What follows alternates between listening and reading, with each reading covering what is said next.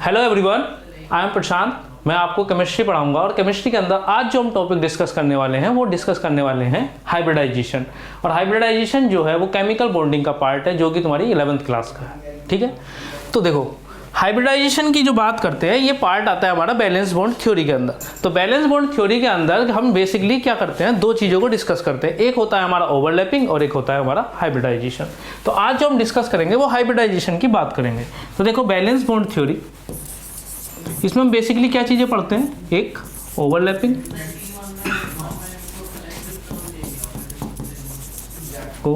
और सेकेंड हम पढ़ते हैं हाइब्रिडाइजेशन।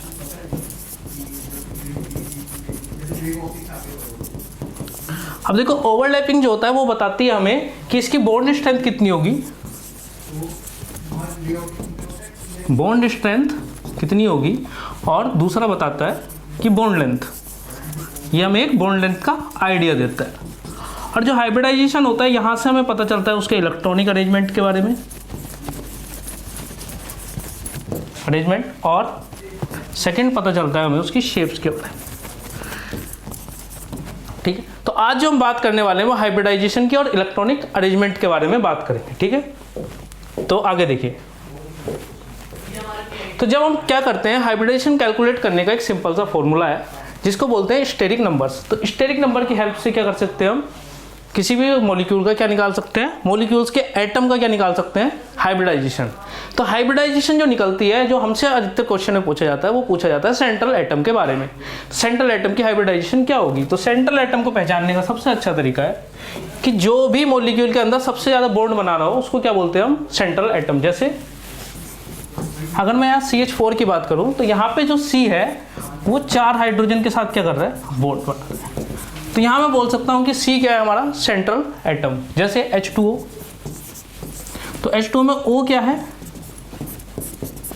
2 के साथ बॉन्ड बना रहा है। हाइड्रोजन कितने के साथ बॉन्ड बना रहा है, सिर्फ 1 के साथ। तो यहाँ पे मैं बोल सकता हूँ कि ऑक्सीजन क्या है हमारा, सेंट्रल एटम है। तो इस तरीके से हम क्या कर सकते हैं, सेंट्रल एटम को आइडेंटिफाई कर सकते हैं। तो जब भी तुम्हारे मॉलिक्यूल्स में ये पूछा जाए कि सेंट्रल एटम के हाइब्रिडाइजेशन बताओ, तो आप आइडेंटिफाई कर सकते हैं कि कौन से एटम के बारे में वो पूछा जाता है। ठीक है, हाइब्रिडाइजेशन निकालने के लिए एक सिंपल सा फॉर्मूला यूज होता है जिसमें हम क्या करते हैं, स्टेरिक नंबर को कैलकुलेट करते हैं। स्टेरिक नंबर क्या होते हैं हमारे, lone pair plus bond pair. अब बॉन्ड पेयर में जो होगा हमारा, हमेशा किसकी बात करेंगे हम, सिग्मा बॉन्ड की। याद रखना है सिग्मा बॉन्ड, यहाँ पे हम पाई बॉन्ड नहीं कैलकुलेट करते। तो देखो अगर मैं यहाँ पे बात करूँ, ए क्या है, 3 एटम के साथ अटैच है, तो यहाँ पे मैं बोलूंगा इसका स्टेरिक नंबर कितना होगा, 3। यहाँ पे कितने हैं, 1 2 3 4। लेकिन यहाँ ध्यान रखना ये क्या है, एक पाई बॉन्ड। अगर ये पाई बॉन्ड है तो यहाँ पे भी स्टेरिक नंबर कितने होंगे, 3। यहाँ पे देखो 1 2 3 4 5, बॉन्ड कितने हैं, 5। लेकिन ये क्या है, डबल बॉन्ड। तो हम हमेशा क्या करेंगे, सिंगल बॉन्ड को काउंट करेंगे या फिर सिग्मा बॉन्ड बोले। तो यहाँ पे कितने होंगे, 3। यहाँ पे भी कितना होगा फिर 3। और यहाँ पे कितने होंगे, 4 सिंगल बॉन्ड है, तो यहाँ पे सिग्मा बॉन्ड कितने हो गए, 4। यहाँ पे कितने सिग्मा बॉन्ड है, 1 2 3 4, और एक क्या है, पाई। तो इसका मतलब मेरा स्टेरिक नंबर कितना होगा, ओनली 4। तो इस बात का क्या है, हमें ध्यान रखना है कि अगर डबल बॉन्ड हो या ट्रिपल बॉन्ड हो, लेकिन हमें काउंट क्या करना है, सिर्फ सिग्मा बॉन्ड। हमें पाई बॉन्ड को काउंट नहीं करना जब भी हम क्या निकाल लेंगे, स्टेरिक नंबर। स्टेरिक नंबर की हेल्प से क्या निकालेंगे हम, हाइब्रिडाइजेशन। और हाइब्रिडाइजेशन की हेल्प से क्या निकाल सकते हैं, उसका इलेक्ट्रॉनिक अरेंजमेंट। ठीक है, तो एक ये फॉर्मूला भी होता है जिसकी हेल्प से क्या कर सकते हैं, हम कैलकुलेट कर सकते हैं। लेकिन इस फॉर्मूले की कुछ लिमिटेशंस है, और ये क्या करता है मोनोसेंट्रल एटम के ऊपर क्या करता है, सिर्फ काम करता है। तो यहाँ देखो ये क्या है, बैलेंस इलेक्ट्रॉन। M क्या है, इसके मोनोवैलेंट एटम जो उसके साथ अटैच होंगे उनको हम काउंट करेंगे। C और A क्या है, कैटायनिक और एनायनिक चार्ज का मैग्नीट्यूड। यहाँ पे सिर्फ हम मैग्नीट्यूड ले रहे हैं क्योंकि हमने प्लस और माइनस ऑलरेडी कर दिया। ठीक, तो इसकी हेल्प से भी क्या कर सकते हैं, हम हाइब्रिडाइजेशन नंबर को कैलकुलेट कर सकते हैं। लेकिन मैं तुमसे कहूंगा कि हमेशा इस फॉर्मूले का यूज करो। इससे क्या होगा, आपको कभी भी क्या है, इसमें एक्सेप्शंस नहीं है, तो आप इसका यूज करेंगे तो आपको कभी भी गलती करने के चांसेस नहीं होंगे। तो ये देखो वही चीज यहाँ पे लिखी हुई है, सिंगल बॉन्ड, डबल बॉन्ड और ट्रिपल बॉन्ड को क्या करेंगे हम, as a single bond count करेंगे और उसको क्या मानेंगे हम, सिग्मा बॉन्ड, और एक सिंगल काउंट करेंगे। अगर मान लो किसी मॉलिक्यूल के अंदर कोऑर्डिनेट बॉन्ड भी आता है, तो कोऑर्डिनेट बॉन्ड को भी हम क्या लेंगे, एज अ सिग्मा बॉन्ड की तरह कैलकुलेट करेंगे और उसकी काउंटिंग कितनी रखेंगे, स्टेरिक नंबर में 1। अब ये देखो, अब जो स्टेरिक नंबर है, स्टेरिक नंबर के काउंटिंग पे हम क्या निकाल रहे हैं, उनकी हाइब्रिडाइजेशन को निकाल रहे हैं। तो ये देखो अगर हमारा स्टेरिक नंबर क्या आता है,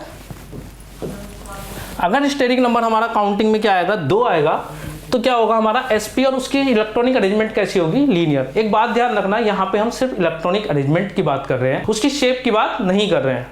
ठीक है, यहाँ पे जो बात कर रहे हैं हम सिर्फ और सिर्फ किसकी बात कर रहे हैं, इलेक्ट्रॉनिक अरेंजमेंट की। शेप के केस में क्या होता है, जो हम लोन पेयर काउंट कर रहे हैं यहाँ पर, उन लोन पेयर को क्या करते हैं हम इग्नोर कर देते हैं। अब उसकी वजह से, इफेक्ट की वजह से जो शेप निकल के आती है उसको क्या बोलते हैं, उसकी ज्योमेट्री या फिर शेप। ठीक है, आगे देखो। अब देखो, अगर स्टेरिक नंबर 3 है तो हम बोलेंगे उसको sp2 और वो कैसी होगी, ट्राइगोनल प्लेनर। अगर हमारा स्टेरिक नंबर 4 निकल के आएगा तो अब हम क्या बोलेंगे उसको, हाइब्रिडाइजेशन कैसी होगी उसकी, sp3 और ये कैसा होगा, टेट्राहेड्रल। अगर हमारा स्टेरिक नंबर 5 है तो हम बोलेंगे sp3d और ये कैसा होगा, ट्राइगोनल बाय पैरामीटर। अगर हमारा स्टेरिक नंबर 6 है तो फिर कैसा होगा, sp3d2 और ये क्या होगा, ऑक्टाहेड्रल।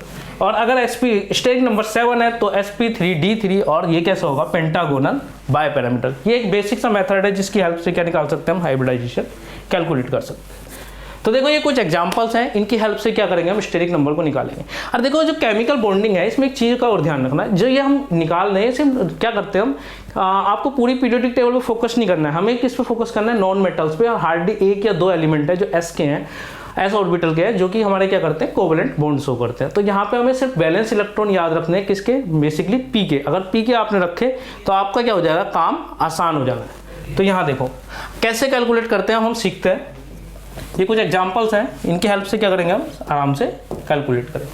तो ये देखो NH3 जो है, यहाँ पे आप जानते हो कि इसके बैलेंस इलेक्ट्रॉन कितने हैं, 5।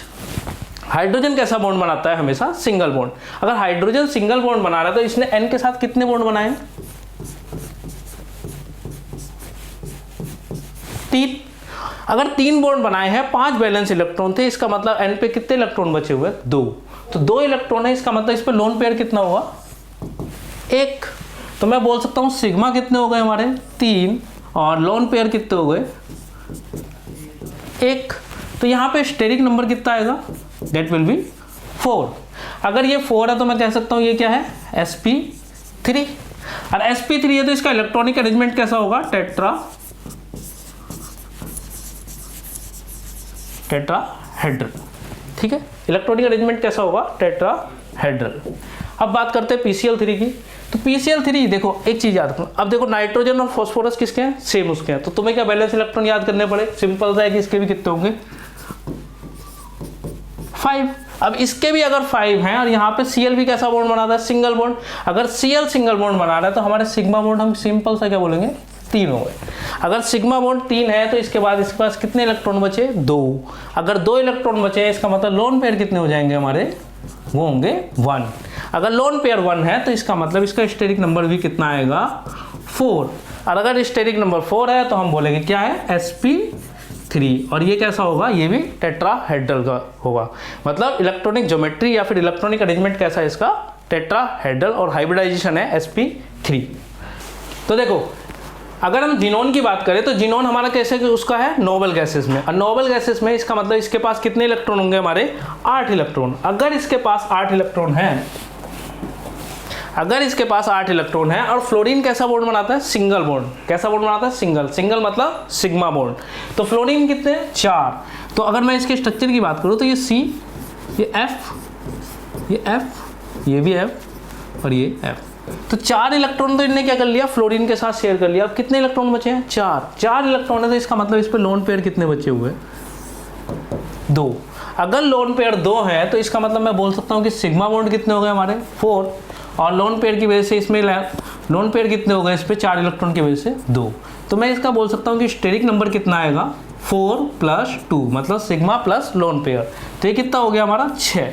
अब देखो 6 पता चल गया। अब इससे हम निकाल सकते हैं कि इसका हाइब्रिडाइजेशन क्या होगा, sp3d2।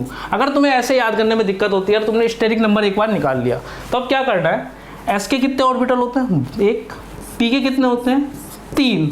और d के कितने होते हैं, 5। तो आप एक काम करो, sp3 और ये d को लिखो।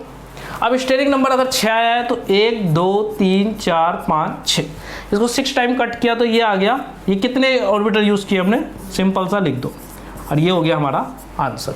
अगर यही क्या होता, अगर 4 होता तो 4 होता तो इसका मतलब 1 2 3 4, तो ये हो जाता sp3।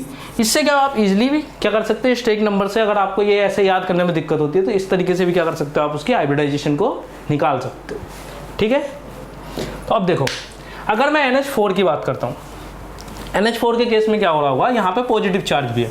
अगर यहाँ पे पॉजिटिव चार्ज है, इसका मतलब यहाँ पे इलेक्ट्रॉन कितने बचे हुए हैं N के पास, वो होंगे 4, और हाइड्रोजन कितने हैं 4, तो इसका मतलब N क्या होगा, उसने हाइड्रोजन के साथ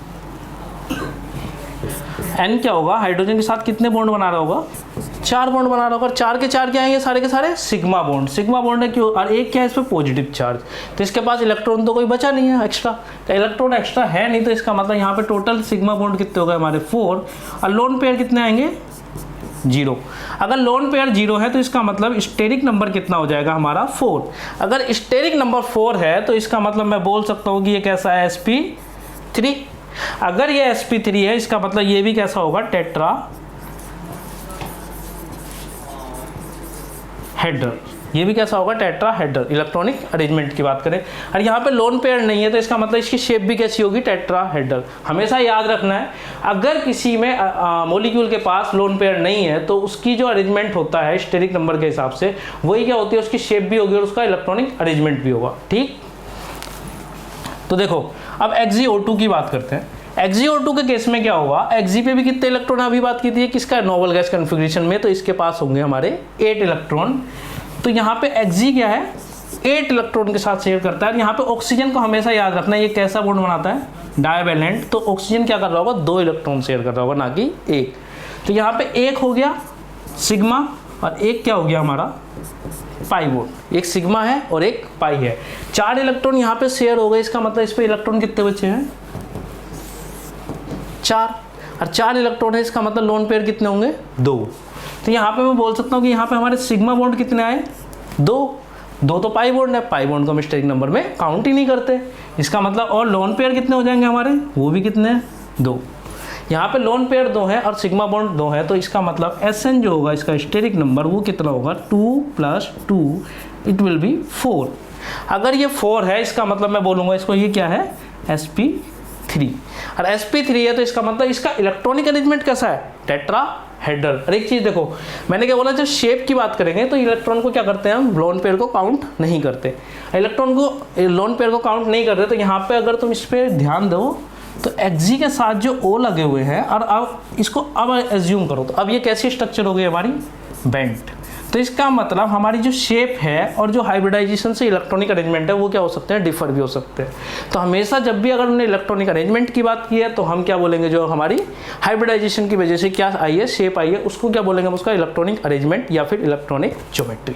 और जो शेप होगी तब क्या करेंगे हम, लोन पेयर की वजह से इफेक्ट को तो मेजर करेंगे, लेकिन जो लोन पेयर है उसको एग्जैक्टली काउंट नहीं करेंगे, उसको छोड़ के जो हमें इमेज दिख रही होगी उसको क्या बोलेंगे हम, उसकी शेप।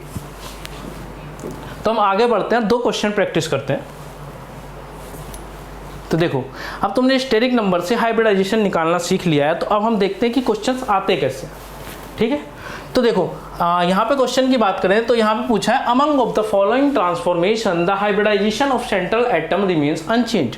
तो यहाँ पे क्या हो रखा है, कोई ट्रांसफॉर्मेशन दे रखी है, इसमें पूछा है कि अनचेंज होने, कौन सी हाइब्रिडाइजेशन जो है वो चेंज नहीं हो रही है। अब देखो यहाँ पे देखो CO2 की बात करें तो C डबल बॉन्ड O, ये स्ट्रक्चर जानते हो। यहाँ पे सिग्मा बॉन्ड कितने हो गए हमारे 2, और 2 तो हमारे पाई बॉन्ड है, पाई बॉन्ड को हम काउंट ही नहीं करते। पाई बॉन्ड को अगर हम काउंट नहीं कर रहे हैं तो इसका मतलब इसका स्टेरिक नंबर कितना होगा 2, क्योंकि लोन पेयर कितने हैं, जो लोन पेयर कितने हैं इसके 0, क्योंकि इसका बैलेंस इलेक्ट्रॉन कितने होते हैं कार्बन के हमारे 4, तो 4 के 4 इलेक्ट्रॉन क्या हो गए शेयर। यहाँ पे फिर इसकी वो कैसी आ जाएगी hybridization, that will be sp। तो इसका मतलब ये sp है, और sp से जा किस में रहा है देखते हैं, HCOOH, HC double bond OOH, यहाँ पे ये है। तो यहाँ पे देखो 1 2 3 सिग्मा बॉन्ड कितने हैं हमारे 3, और एक क्या है पाई बॉन्ड, और पाई बॉन्ड को हम स्टेरिक नंबर में काउंट नहीं करते, और 4 के 4 इलेक्ट्रॉन क्या हो गए कार्बन के शेयर। तो इसका मतलब लोन पेयर तो मैं बोल दूंगा कितने हो गए अब इसके 0। अगर लोन पेयर 0 है तो स्टेरिक नंबर कितना आने वाला है, वो आएगा हमारा 3, और मैं क्या बोलूँगा ये कैसा हो गया है sp2। तो ये sp से किस पे गया, sp2 पे। अब ये sp से sp2 गया और हमसे पूछा क्या है अनचेंज, तो इसका मतलब ये तो आंसर नहीं है। अब हम चलते हैं अगले के अंदर। अब देखो BF3 है और BF4 माइनस है। बोरोन पे कितने बैलेंस इलेक्ट्रॉन होते हैं हमारे? 3। अगर बोरोन के पास 3 बैलेंस इलेक्ट्रॉन है और फ्लोरीन कैसा बॉन्ड बना रहा है? सिंगल बॉन्ड बनाता है, और इसका मतलब वो सिग्मा बॉन्ड बनाता है। सिग्मा बॉन्ड बना रहा है और यहाँ पे BF3 है, तो BF3 के केस में मैं क्या साफ साफ कह सकता हूँ कि ये कैसा होगा? यहाँ पे स्टेरिक नंबर कितना हो जाएगा इसका? 3। स्टेरिक नंबर 3 है तो ये कैसा हो जाएगा? sp2। अगर ये sp2 और यहाँ BF4 माइनस है, अगर BF4 माइनस है, इसका मतलब यहाँ पे एक इलेक्ट्रॉन किसकी वजह से आया है? माइनस चार्ज की वजह से। माइनस चार्ज की वजह से आने की वजह से यहाँ पे सिग्मा बॉन्ड कितने हो गए हैं? 4। स्टेरिक नंबर कितना हो जाएगा? ये भी 4 हो जाएगा, क्योंकि लोन पेयर कितने हैं? लोन पेयर तो हमारे 0 हैं, क्योंकि इस पे बैलेंस इलेक्ट्रॉन वैसे कितने होते हैं? 3। एक इलेक्ट्रॉन तो इसे किसकी वजह से मिला है? नेगेटिव की वजह से। तो यहाँ पे ये कैसा हो जाएगा? sp3। तो यहाँ पे देखो ये sp2 से क्या जा कर रहा है? sp3 में जा रहा है। अगर ये sp2 से sp3 के अंदर जा रहा है, इसका मतलब यहाँ भी क्या हो रही है? Hybridization change. तो ये भी क्या होगा? हमारा आंसर नहीं होगा। अब आगे बात करते हैं NH3 से NH4+ के बारे में। अब देखो NH3 के केस में अभी हमने निकाला था, NH3 में सिग्मा बॉन्ड कितने हो गए हमारे? वो हो गए 3। और एक क्या था इस पे? Lone pair. एक लोन पेयर था, इसका मतलब इसका स्टेरिक नंबर कितना हो गया हमारा? 4। अगर स्टेरिक नंबर 4 है तो ये कैसा होगा? sp3। अगर ये sp3 है और NH4+ के केस में भी क्या होगा? यहाँ पे सिग्मा बॉन्ड कितने हैं? 4। और एक इलेक्ट्रॉन जो नाइट्रोजन का बचा, क्योंकि बैलेंस इलेक्ट्रॉन कितने थे? 5 थे, 4 सिग्मा बॉन्ड में यूज हो गए। एक जो बचा वो +4 की वजह से क्या हो गया? इस पे से रिमूव। तो यहाँ पे भी हमारा स्टेरिक नंबर कितना आने वाला है? That will be 4। अगर स्टेरिक नंबर 4 आ रहा है तो यहाँ पे भी हाइब्रिडाइजेशन कैसी आने वाली है? sp3। इसका मतलब टेट्राहेड्रल। अगर ये टेट्राहेड्रल है और ये भी sp3 है और ये भी sp3 है, इसका मतलब मैं बोल सकता हूँ कि ये कैसी है? अनचेंज्ड। ये कैसा है? अनचेंज। तो हमारा आंसर क्या होना चाहिए? 3rd। देखते हैं 4th में क्या हुआ है। वैसे एक बार चेक कर लेते हैं। ये देखो PCl3 है, तो PCl3 तो NH3 की तरह ही हो गया, क्योंकि यहाँ पे बैलेंस इलेक्ट्रॉन कितने हैं? 5। और क्लोरीन कैसे बनाता है? Single bond. तो यहाँ पे भी हमारा स्टेरिक नंबर कितना आने वाला है? 4। कैसे? PCl और एक Cl, और ये क्या हो गया हमारा? Lone pair. ये यहाँ पे लोन पेयर है। अब देखो स्टेरिक नंबर कितना हो गया? 1 2 3 और एक लोन पेयर की वजह से 4, मतलब सिग्मा प्लस लोन पेयर। और सिग्मा कितने हैं हमारे? 3, और ये कितना है? 1। तो यहाँ पे क्या होगा? sp3। इसका मतलब टेट्राहेड्रल। अब PCl5 की बात करते हैं। PCl5 के केस में क्या होगा? Cl और ये Cl और एक Cl यहाँ पे, एक Cl यहाँ पे, क्योंकि Cl कैसा है? मोनोवेलेंट। और ये कैसे बॉन्ड बनाने वाला है? 5। इसने क्या किया? फॉस्फोरस के 5 इलेक्ट्रॉन को क्या कर लिया? यूज कर। तो यहाँ पे इस पे लोन पेयर कितने हैं? लोन पेयर तो हो गए 0। अगर लोन पेयर 0 है तो सिग्मा बॉन्ड कितने बचे? 5। अगर सिग्मा बॉन्ड 5 है तो इसका मतलब इसका स्टेरिक नंबर भी कितना आने वाला है? 5। और अगर स्टेरिक नंबर 5 है तो इसका मतलब मैं बोल सकता हूँ कि ये कैसा होगा? sp3d। sp3d है, इसका मतलब ये स्ट्रक्चर कैसी? इलेक्ट्रॉनिक अरेंजमेंट की अगर बात करें तो ये आएगा ट्राइगोनल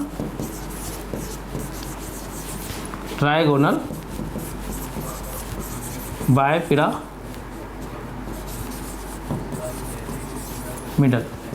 कैसा आएगा? Trigonal bipyramidal. ठीक है। तो यहाँ पे भी देखो sp3 से किस में हो गया? sp3d में।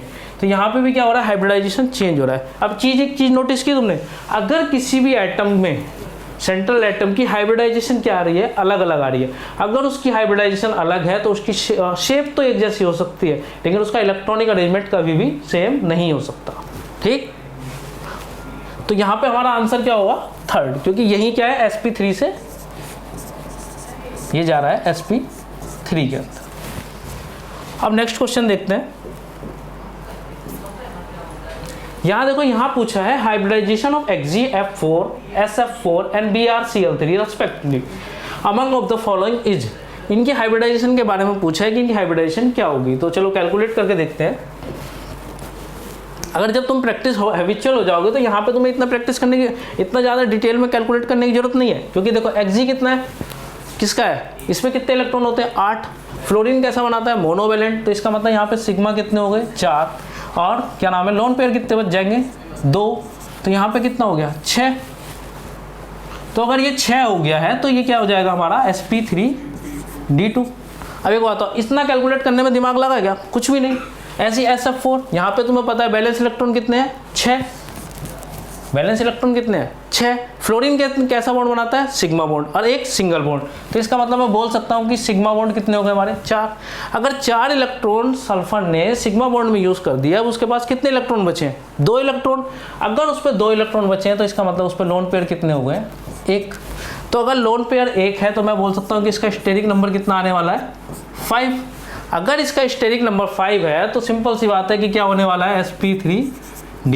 अब मैंने तुम्हें बोला है कि अगर तुम्हें याद करने की जरूरत भी नहीं है, आपको स्टेरिक नंबर निकालना आ गया ना, अब सिंपल सा sp लिखो, उसके बाद d जितने d होते हैं हमारे 5। अब इसको क्या करो 5 बार कट करते चले जाओ, 1 2 3 4 और 1 5। तो सिंपल सा क्या आया sp3d। क्या तुम्हें याद करना पड़ा, सिर्फ एक क्या करना है हमें स्टेरिक नंबर निकालना सीखना है, उसके बाद काम खत्म। अब देखो BrCl3 और बचा है, इसको भी देख लेते हैं। तो BrCl3, अब देखो Br पे कितने बैलेंस इलेक्ट्रॉन होते हैं 7। कितने इलेक्ट्रॉन होते हैं उसके बैलेंस इलेक्ट्रॉन 7। और Cl कैसा बॉन्ड बनाता है सिंगल बॉन्ड और सिग्मा बॉन्ड, तो यहाँ पे मैं बोल सकता हूँ कि सिग्मा बॉन्ड कितने होने वाले हैं मेरे 3। अगर सिग्मा बॉन्ड 3 है और कितने इलेक्ट्रॉन है टोटल 7, तो 7 में से 3 जाने के बाद हमारे इलेक्ट्रॉन कितने बचे हुए हैं 4। तो इसका मतलब मैं बोल सकता हूँ कि मेरा लोन पेयर कितने होंगे 2। अगर लोन पेयर 2 है तो मैं स्टेरिक नंबर कितना आने वाला है 3 + 2, क्योंकि हमें क्या करना है सिग्मा बॉन्ड और लोन पेयर को क्या करना है काउंट करना है। याद रखना है हमें कोऑर्डिनेशन बॉन्ड को भी कैसे काउंट करना है एज अ सिग्मा बॉन्ड, और पाई बॉन्ड को हमें इसमें काउंट नहीं करना है, ठीक है। तो यहाँ पे स्टेरिक नंबर कितना होने वाला है 5, तो क्या ये भी कि sp3d नहीं होने वाला है, तो ये भी क्या हो गया sp3d। अब हम अपना आंसर देखते हैं, यहाँ तो sp3 है तो ये तो वैसे भी कैंसिल हो गया क्योंकि हमारी कोई भी sp3 तो आई ही नहीं। इसके बाद dsp तो आगे आया ही नहीं है, ये हमारा कोऑर्डिनेशन का टॉपिक है, यहाँ तो हम बात ही नहीं करते इसकी। इसके बाद sp3d2, क्या ये sp3d2 आया था, हाँ। इसके बाद ये sp3d, ये भी sp3d, तो इसका मतलब हमारा आंसर क्या होने वाला है 3rd। इसके बाद d2, ये तो हो गया कैंसिल, तो इसका मतलब हमारा आंसर क्या है इसमें 3rd। Thank you.